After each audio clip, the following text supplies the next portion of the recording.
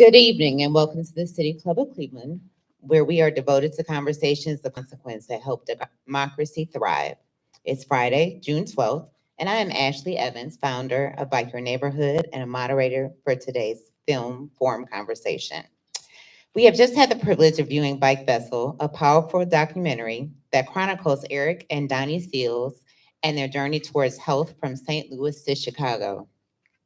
Now we'll get a chance to dive in deeper about the documentary, health equity, and the transformative power of cycling. Joining me today is Deidre McPherson, founding cycling consultant at Bike Your Neighborhood, Sam Pruitt, board member of Bike Your Neighborhood, and of course, Donnie Seals Sr.,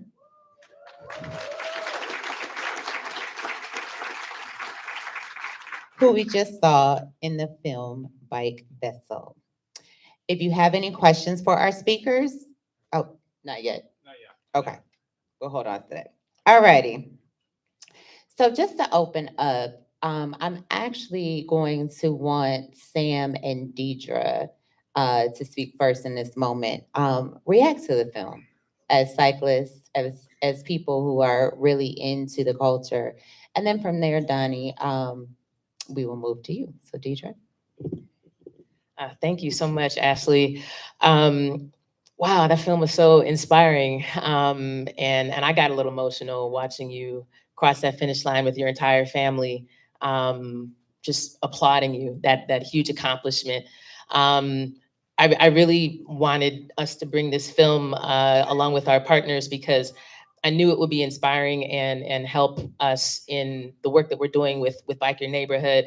Because our mission and our goal with this program, along with many other organizations that care about cycling. So shout out to Bike Cleveland, one of our fiscal sponsors, and shout out to Ohio City Bike Co-op, and of course St. Luke's Foundation for their support from the very beginning.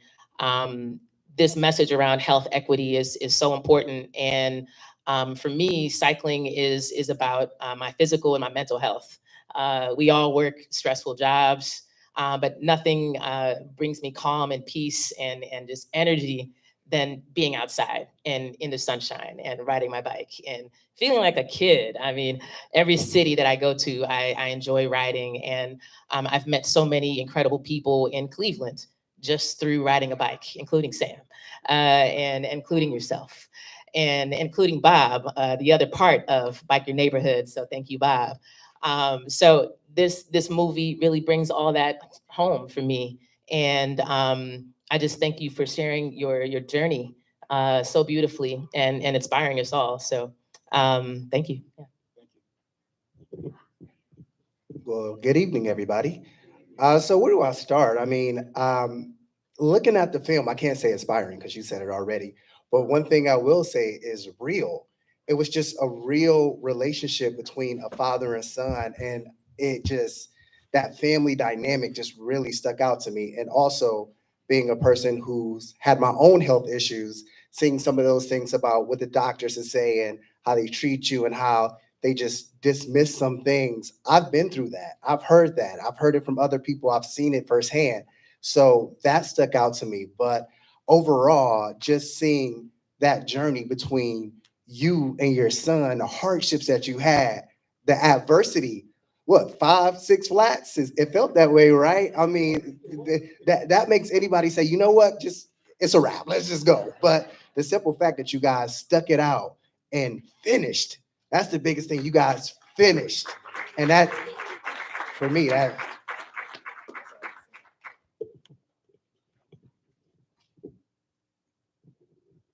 So just to switch it up a little bit for you, Donnie, since I know you've seen this film many times and you're a part of the film, can you discuss the importance of storytelling in promoting health and wellness within the community? So why was the story important to tell?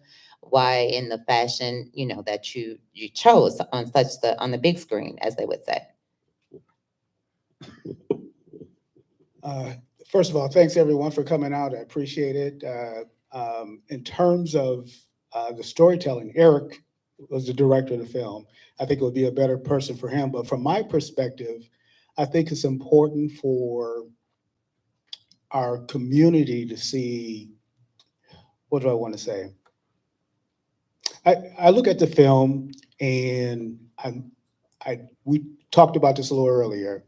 I look at myself on that film and I'm not the same person that I was 3 years ago. It's a journey that I'm on. And the story that I'm telling folks, or I'm asking folks, find your vessel. It doesn't have to be cycling.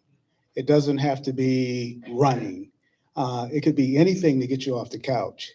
I recently just picked up pickleball. I love it. Um, Getting my butt spanked, but I love it. Um, but just keep moving. I think that's the big thing with the documentary film today.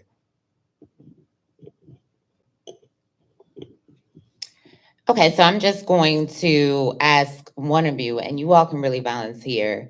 How has biking personally impacted your physical and mental health? And I know that Deidre kind of touched on that, but does anybody else want to expound on that conversation? Oh, everybody. Well, go ahead. Well, I'll say for me, when it comes to biking, at first, I'll admit, I ran at first, and that was my method to get off the couch. But I'm gonna be honest, running hurt. Like, it hurt my body, man. I would dread running, but when I get on the bike, I never really dread that. I love getting on those two wheels, biking with different people, getting to meet them, talk to them. And that just does a lot for me. Right now, I work at home, so it's just me and my wife. I know I get on her nerves a lot, so she'd be like, "Get out, get on the bike, talk to your friends." So actually, being out in the biking community and talking to those individuals and just seeing the city, I think that does so much for me because you just realize how beautiful our city really is. In the car, you don't have time to look around, but when you're on that bike, it's like, "Oh, when did they put this here? Oh, when did they do this?" So it just brings so much joy to me that is just fuel for me. And as we've already mentioned, that really does a lot for my mental health personally. For me, the biggest thing that I can think of is when I'm on that person's wheel, that's all I can think about. All the troubles of the world are gone. I'm not thinking about how fast we're going. I'm not thinking about my pedal stroke. I'm just thinking about that wheel. And at that moment, all my problems are gone. It's also a time that I resolve a lot of problems in my mind. I ride solo a lot, so I'm not on a wheel. And that rhythmic stroke, being out in that fresh air, you saw that I rode on a lot of country roads, riding on those country roads. It's just inspiring. I can't get enough of it. People speak of the runner's high, where I have a cycling high. I have to ride. I have to ride. I think that's the biggest thing for me. I don't know what to say. I don't know what else to say about writing is my journey. Um, and I hope this makes sense. The journey is my destination. It's forever. What I'm doing today, I'm going to be doing tomorrow. I have to grow. I feel that anything that's not growing is dying. I have to grow in everything that I do. I don't have much more to add. I just say yes and to everything you all just said. And for me, it's just such a great way to clear my head. Sam, you kind of hit on one of the things that I love most about writing, and that's exploring our neighborhoods. Like Cleveland has so many parts of and the history associated with our neighborhoods and why are they the way they are, and the various landmarks that we see that we just kind of ignore in our daily life. And like I'm getting ready to head to Boston, and I used to live there a long time ago, but I wasn't into bikes when I lived there, so I'm going just to ride. And one day I hope to do an epic ride like what you just did, from one city to another. Like I got some friends in the audience here. We've been talking about doing the Great Allegheny Passage together from Pittsburgh to DC, and I'm looking forward to accomplishing that one day. So it's just that pushing myself, clearing my head after a long day, going to slow roll, volunteering and rolling with friends and people who I just have that one thing in common with. We may have nothing else in common other than we like to roll and we just like to go through the city. And so, yeah, that's what it does for me. So Donnie, I promised you that I was not going to steer away from the subject of race, and I meant it. So I want to make sure that we are taking our time on this too, so I'm gonna get right into it. Um, and to all of you, that's very white of you. And I'll say that one more time. That's very white of you. So even when founding Bike Your Neighborhood, we had a discussion about whether or not Black people ride and what that looked like and what that meant. So can you all talk about any moment where you kind of came across that thought or someone actually said it? I've had the experience someone recently in the last 3 months has actually said it. That's very white of you. In my whole uh, trajectory in life, that's not unnormal. But yeah, have you guys had that experience? And what does that mean? What do you say to that? Um, how do you face that? That's a big one. So yeah, I remember being called a hipster because I ride a bike, and that's not really an insult, but it's basically the same thing. Along the same lines, like that's very white of you. I mean, I love that, I work in arts and culture, and arts and culture, whether it's music, dance, whatever, it has a way to bring people together, communities, break down barriers in a way that's really important. And cycling does the same thing. I feel like it brings, if you've ever been on a slow roll Cleveland ride with 500 cyclists from all across the city, all walks of life, it breaks down those barriers. But having those spaces where I'm not the lonely only, like I experience that in my job every day, where I'm the lonely only person of color in a space. And I don't always necessarily want to have that experience on bike. And I don't say that as an insult to other cyclists who are not people of color, who are not Black. I say that because it brings a lot of pride when I'm riding with other people, and I'm not the only Black person on a bike. It brings a lot of pride when I go to a Harriet Tubman Freedom Ride and I'm riding with 500 Black folks from all across the country, or I'm riding with a group of friends and Sam, and I'm not the only person of color. In Bike Your Neighborhood, we're riding through neighborhoods that are predominantly Black, where there are major health disparities and a shorter lifespan than folks who live in other zip codes, and that's unacceptable. So, that's part of what helped inspire what we're doing with Bike Your Neighborhood. We need better bike infrastructure in this part of our city. We need more programming and more support, and so that's why here we are in year 2, keeping this going, because and it takes a village. So yeah, I mean, I became a cycling instructor, a LCI, through an organization, the League of American Cyclists, because it's really important to me to encourage more Black and brown folks to bike or pick up another sport. If cycling is not your thing, pick up another sport. That's an interesting question. I belong to 2 bike clubs. Uh, One bike club, 2 people look like me. In that bike club, when I do a group ride, I'm seldom the oldest person. There's people in their 80s. I'm 71. There's people in their 80s that are riding.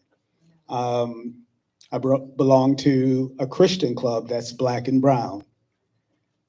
I'm the oldest person by far. The next oldest person is 50 years old. These guys are in their 30s and 40s. We have a 17-year-old that rides with us. Let me back up. I don't ride with them. I train with them. I can't ride with them. They are just that fast. I think of my family when I told them I was riding, and they were like, "You riding a bike?" It was like they were insulted that I was riding a bike. I hence went to Atlanta and did One Love. If you haven't done One Love, it's a beautiful ride. And I showed them pictures of all these Black and brown people on that ride. And we're talking about thousands of riders. And trying to change their perspective of what riding is. And it's just not riding, it's walking, it's running. Um, that whole thing. But my family looked at me like I was crazy that I was riding. I started riding when I was 64. So I don't know if that answers your question, but most of the time when I'm riding with white people. Well, I will say, with my life experiences and where I'm from, one thing that I always am aware of is how I may be perceived when I go to certain places. So when you ask that question, I can honestly say I've never heard that. But what I can say is through my life experiences, people know who Sam is. They know me. So even if they think that, I feel they may find comfort in me to start asking questions because they might think it's white, but they might want to do it. So I might get a DM or two. Hey, where did you get your bike? Where did you get this? So, I can't control if they think it's white or black or whatever, because it's something I enjoy doing. So I don't care what you think. But what I can do is always be myself so you can ask those questions for when you're ready to come over and be quote unquote white with me. But one thing I will say too is when we looked at that film, and just like you, I do a lot of solo rides myself. I just get out, I go, and some of my furthest rides have been on my own. And as you went through some of those towns, when I talk about perception, I'm like, whoo, I might have to ride a little faster in this neighborhood right here. Because it even comes with the drivers too. You see the aggression in the drivers, like, can I get 3 feet? This kind of like 1.5. So you kind of feel that tension even though you're on the bike. So, I say all of this to say at the end of the day, I can only be myself. I'm always an open book if you want to ask me questions about biking, but I'm always aware of my surroundings. I just want to add to that a little bit. When we planned this ride, we contemplated and talked very seriously about having more riders with us because we were concerned about being in Southern Illinois with just the two of us. Um, it was a holiday. We're riding through this little town and they're getting ready to have a parade. We just so happened to ride right before the parade. So if you can imagine the looks that we got as we rode through this town, it was like, this is our route. We didn't have any place else to go. I'll end with this. My granddaughter is 11 years old. We ride. We ride. She calls me, hey, granddad, let's go. And we ride. So I'm actually going to ask a question to piggyback on that. You bike with your 11-year-old granddaughter, and I can remember there's a lot of connections about you and what you did actively that I've made watching this film. Like my dad is in the audience playing tennis growing up. Both my parents actually, my mom's in the audience too. Hi, mom. Um, Played tennis, but dad was the one that facilitated all of the active sports. So learning to play tennis and etc. But my uncle also we lived in a two-family, so he lived downstairs. And I remember when he ran, we would bike. So he was in shape enough at that time and fast enough that even at kids we couldn't pick up, so we would bike. But my story is that at this point, I just recently bought a bike 2 years ago, and I hadn't had one since I was 12. So it is still new, and I told you at dinner, I don't fancy myself quite a biker, but tell us about how you would encourage your granddaughter or what you hope she gets to continue on that bike. Because I also do think there's a perception sometimes at least in our community, that biking is for children. So it's not unnormal for your granddaughter to bike, but as we get older, that shifts. Actually, I'm not encouraging her. She's calling me. I'm contemplating doing Bike to Drive in Chicago with her. I don't know if you're familiar with that ride. They closed down Lakeshore Drive and you Bike to Drive. It's a 30-mile loop.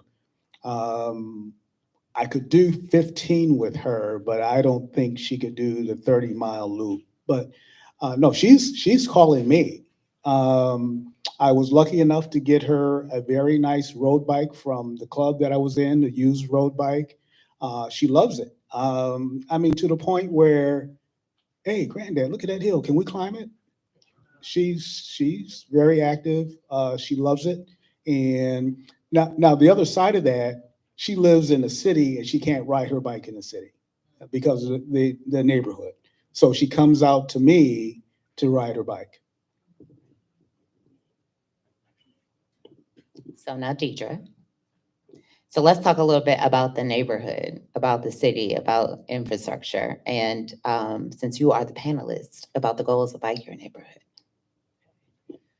Wow. So infrastructure, I talked a little bit about that, just thinking about, you know, when I ride in Ohio City, when I ride in Tremont, when I ride in Lakewood, you know, there's bike infrastructure, there's bike lanes. When I first started getting into cycling, I did not feel confident or know how to ride on the streets. I knew how to ride on trails, but I didn't have the background to do that. And it wasn't until I started riding with folks who are more advanced in cycling or have been riding longer that I started to build up that confidence. And so now I feel like I can ride anywhere, and I try to ride wherever, you know, and I know how to communicate with cars and plan a route that feels safe. But here on the east side of our city, you know, there are important infrastructure things that are coming slowly, but I think we need more in the Buckeye and surrounding neighborhoods. And so, you know, there are a lot of great rides that are organized around our city. I mentioned Slow Roll, and I mentioned that, well, I may not have mentioned, but Bike Cleveland has chapters in suburbs around the region, Bike Lakewood, Bike Solon, Heights Bike Coalition, et cetera. We didn't have anything specific to this neighborhood, and Bike Your Neighborhood was actually inspired by Slow Roll. I'd done some community rides with the St. Luke's Foundation, and that kind of led to some of these collaborations. And it needed to happen more often. It can't just happen once a year. It needs to happen more often. So that's how Bike Your Neighborhood kind of came to be. We decided we wanted to do this once a month, and that our goals, I would say, are to empower people, to encourage people, to make biking accessible. A lot of folks say, you know what, I want to get into it, but I don't have a bike, or my bike isn't working. Well, part of our program is that we have free bike rentals. So you know, you can bring your own bike, BYOB, but you can also borrow a bike. Yeah, we'll have something available, and that part is important. That inclusivity. I'd like to see this program continue to grow, and that's also a personal goal of mine as a cycling instructor is wanting to learn how to teach and encourage other people, inspire other people. And so, you know, Bike Your Neighborhood, we're doing these rides the second Saturday of each month. So tomorrow morning, 11 o'clock, meet up behind Dave's grocery store. We're going to roll out at 11:30, do a modest 7 miles, and we'll do it again in August. We'll do it again in September, and then we'll conclude the season with Slow Roll Cleveland from Shaker Square. So our goals are just to encourage people, inspire people, and help people on their journey, just like other people helped me on my journey. So. Okay. So at this time, we will begin to take some questions for the audience. So we're about to begin the audience Q&A. We welcome questions from everyone, City Club members, guests, and those joining via our live stream at cityclub.org. To ask a question, you can line up at the microphone. Is this still the only microphone? So Okay. if you got a question, raise your hand, and then we'll call on you, and then you can ask it. And then if people can't hear, Ashley will repeat the question. All right, so please remember to keep it short, to the point, and actually a question, so we can get to ask many questions as possible. Once you finish asking your question, please take your seat so we can get to the next person.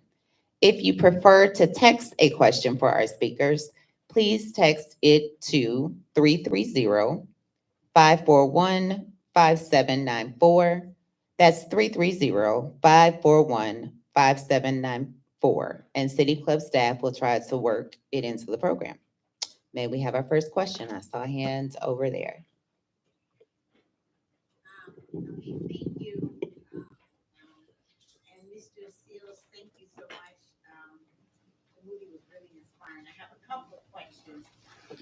I was tired when your son was right. I was sitting over here saying, oh, I was out of form. And, you know, he forgot his tools. I'm like, come on, what's going on? But it was really inspiring. And then I'm not an avid rider, but I've been riding a bike since I was a little girl growing Cleveland and the Glenville area. So I find it's shocking that kids don't ride bikes these days.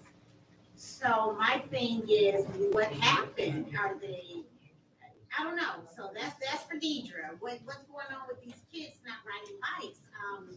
And then of course the whole bike lanes and everything. So I live in Southern California as well. We have bike lanes everywhere because everybody rides their bike.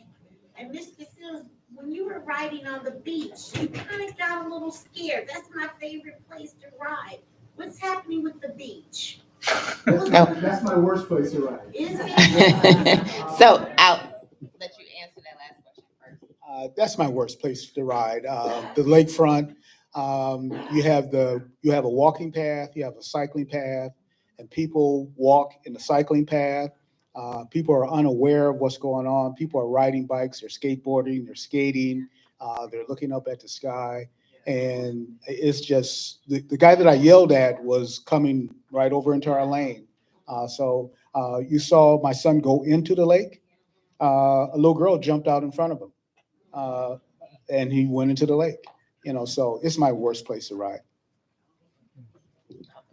I think kids are still riding. I don't know. I just saw a bike crew, just like when I was a little kid, just the other day. So I think kids are riding more, and there's some great bike programs out there. I know Bike Cleveland offers some programs for youth, but we could always use more. And so, yeah, but I think kids are still riding.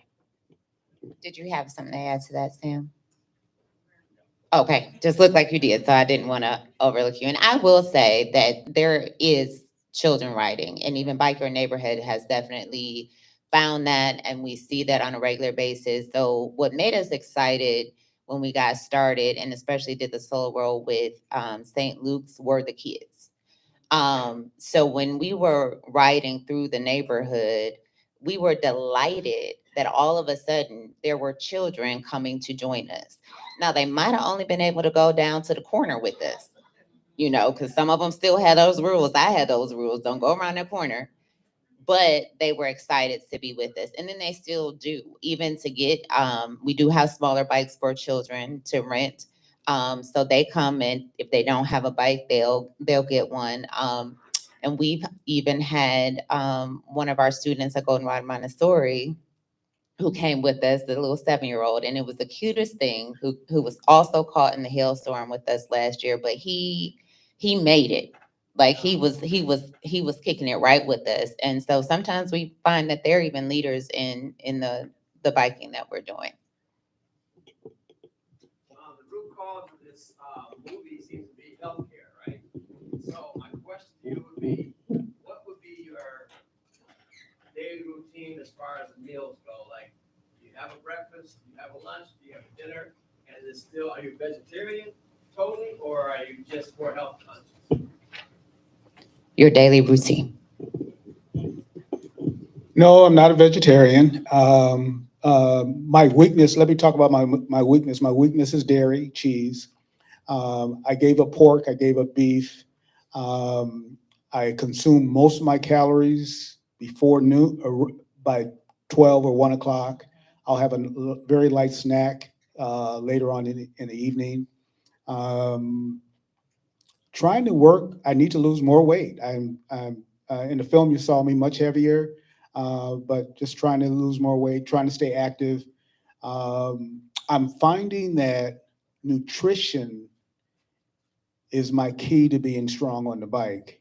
So the days that I'm riding, if I do a 50-mile ride, I'm consuming a lot of calories.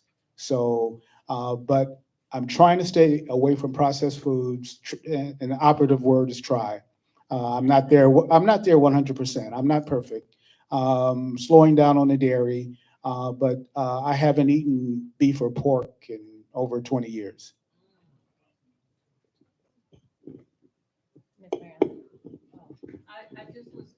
was so enthralled in this movie. It was so moving and inspirational. It's not more or less like a question, but it's more or less like a statement and a tribute to all of you who are sitting there.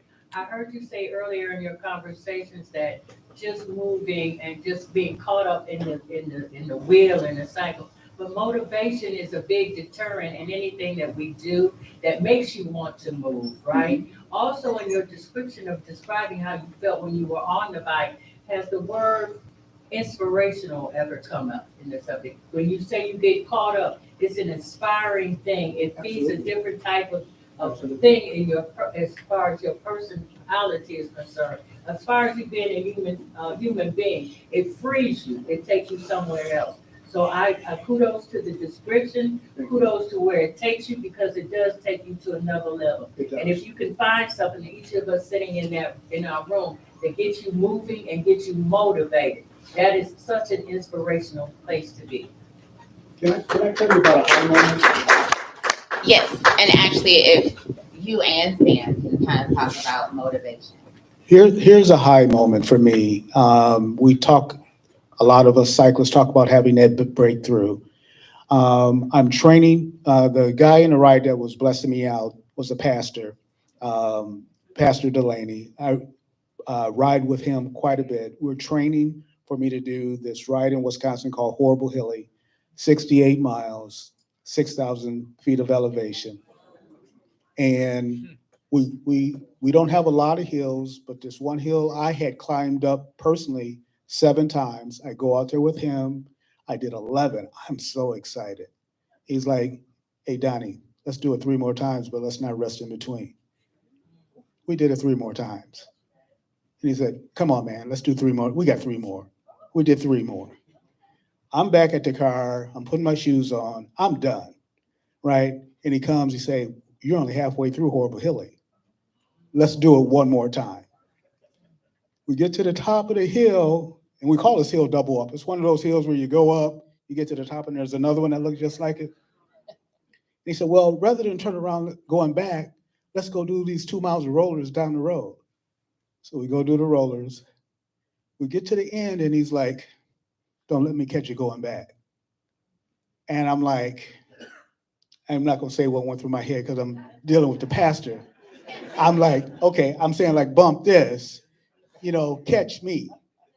So my question is, where did that come from? Where did that come from? That's all the mind. That dog chasing us. I was tired at that time. Where did that energy come from? So the mind is much stronger than you think.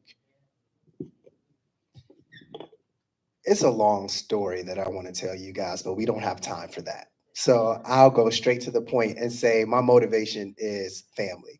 But I will say this, the reason I am up here as well is because my story is slightly similar to Mr. Seals right here. When I was 29, I suffered from a heart attack while I was running. And I didn't know what was happening to me at all. Thankfully, God willing, I came through. But, and again, it's a long story, that's another day. But after I came from that and I did cardiac recovery, thought about this thing called Heartstrong, right? What's Heartstrong? It's where you protect your heart and everything in it. What does that mean? That means those things that are near and dear to your heart. It could be cycling. It could be your family. It could be hobbies. It could be your job. So you got to realize it's not about you. It's about those things that are in your heart. And when your heart's strong and you protect yourself and everything in it, that turns into motivation. I don't want to get out here and do this today. Heart strong. I don't want to eat this salad today. Heart strong. That's motivation.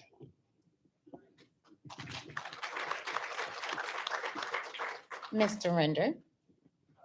Two-part question. Dorothy Miller used to tell me it costs money to run the poorhouse. And it's true. So I want to give a shout out to Jeff Travel and his team.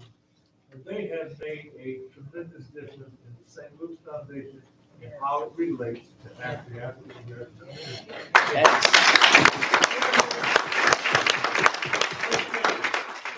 Way up there up top. Without them and them, his team, his crew, we couldn't have done this. Bikes cost money. So when black kids or white kids or yellow kids or Puerto Rican kids want to take up a bike, how do y'all find the money to get a bike?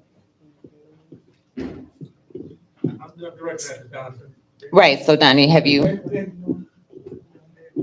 In Chicago, we have a variety of programs. I'm not in the inner city, I'm on the outside, but I know of a variety of programs that we do to to get kids on bikes. The bike club that I'm a member of, the Large Bike Club, we have donations of bikes. We fix them up and we donate those to kids. Bikes are very, very expensive. And that could be a big reason why a lot of Black folks are not riding, because of the cost of bikes. But you don't have to have that expensive bike. You really don't. And but that's some of the things that we're doing in our area, is just getting donations and taking those to underprivileged kids and donating those bikes to them. I'll just add briefly onto that.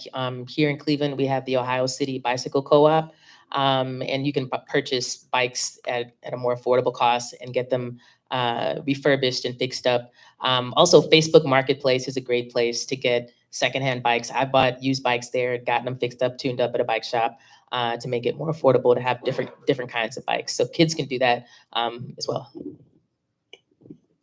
All right, thank you. And we have time for one more question. And there's this young lady, I keep seeing her hand up. Good evening. Thank you all for those wonderful pictures. I also have a love of cycling that started when I was a child. My father bought me my first bike, and we participated in a century ride together in Ridgeland, Mississippi. We both did 50 miles. That was the most I've ever ridden, and I couldn't feel my butt for a week. But when it comes to the family, I love the way they wove in your family medical history, because we have to look at our past to understand why we are here today and why things are the way they are. So how did members of your family change their lifestyles? I mean, I know there was some backlash and some pushback. Were there any family members that changed their lifestyles because of what you all experienced with all the deaths that you experienced? Yeah, my whole household did, because I stopped eating beef and pork, and I'm the main person that cooks, so they weren't getting beef and pork. But even today, as they're adults and living their own lives, my oldest son is a vegetarian. Eric is not, the director of the film. My daughter, her household is vegetarian. Her husband is vegan. Here's a quick story. I would cook catfish, fried catfish, fried catfish twice a year, and I would make sure that my granddaughter got it. And then she wouldn't eat it anymore. And I said, why aren't you, what's wrong with it? I thought you loved catfish. She said, I didn't know it was an animal. So so it's had a big impact on our household. All right, thank you very much. Now, at this point, we will do some closing thoughts. So we should have just a few minutes for everyone to just go ahead and give perspective and let the audience know what you want for them to take away. One of the biggest things for me and watching this documentary is seeing the impact that it had on my family. My wife being a caregiver for 20 years with me, going through what I'm going through. My kids dealing with me, short-tempered, frustrated. Being a caregiver is no joke. And back to motivation, that's one of the motivations I have for me right now. My daughter mothers me. If I go on I do the ride, well, she'll see that I'm riding. And Dad, you rode 20 miles today, you're not riding tomorrow. I said, I'm riding tomorrow. But the impact that it had on my family is also part of my motivation. My thoughts to anyone is find your vessel. It doesn't have to be a bike. It can be ballroom dancing. It can be line dancing. It can be bowling. Get off the couch. Put that bag of potato chips to the side and get off the couch. I'll say Nike had one of the most brilliant marketing tactics of all time. Just do it. Before I even said it, y'all said it. Just do it. You said tomorrow, yesterday. When are you actually going to start? And as I have my closing thoughts, what I will say, going back to my original story, is in my family history, my father had 3 heart attacks and a stroke. and I knew this. I knew I had high cholesterol since 8th grade. And when I was 26 years old, the doctor said I wouldn't live to see 30. But here's the thing, when that doctor said that, that doctor did not look like me, so I did not believe her. And at 29, guess what? I had a heart attack before 30 and almost didn't make it. So what I'll say to you guys is a big thing is, and it was touched on in this film, is when we don't like the advice of the doctors, we just stop going. But that don't do nothing but hurt us. Get another doctor. You don't have to stick with the doctor that they assign you to. You have the power to choose, and I encourage all of you to do that. If you know you have high blood pressure, high cholesterol, high anything, get it checked out. Take it serious. A lot of people don't have second chances like I did. So I feel like it's my mission now to tell you, you might not have a second chance. So make sure you book that doctor's appointment and just do it and remain heart strong.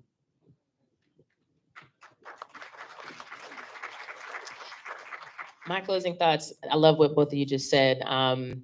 Just take care of yourself and listen to your body, and eat healthy. I'm really active. I'm pretty good shape. I have high blood pressure, and that scared me when I was like, I shouldn't have high blood pressure. I'm on my bike and I sometimes work out.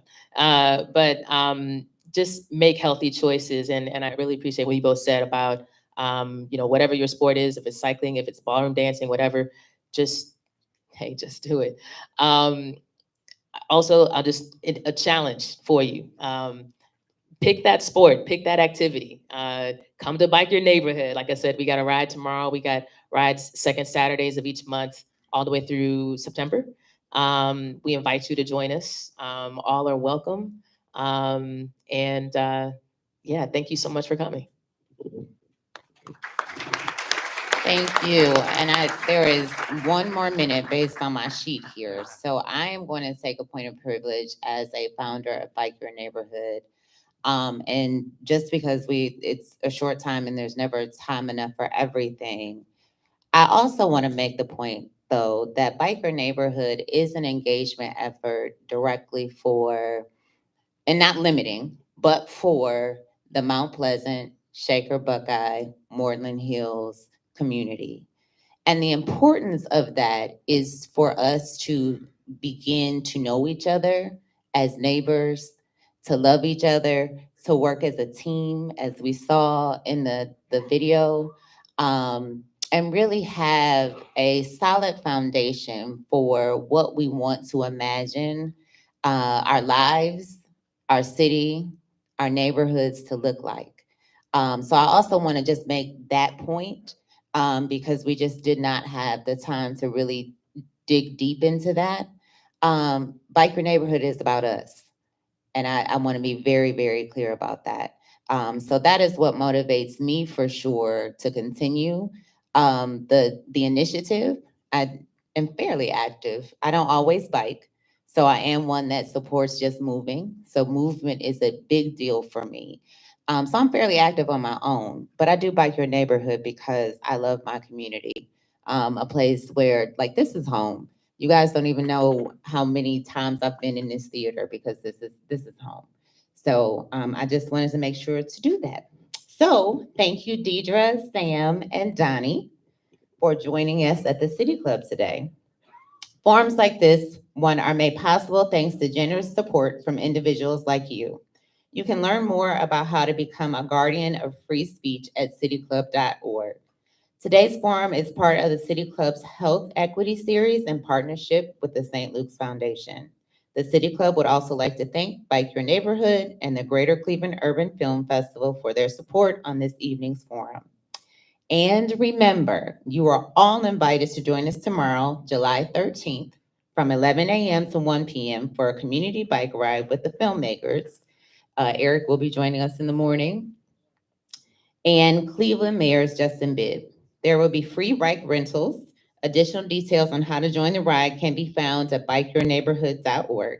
And that brings us to the end of today's forum. I am Ashley Evans, and the forum is now adjourned.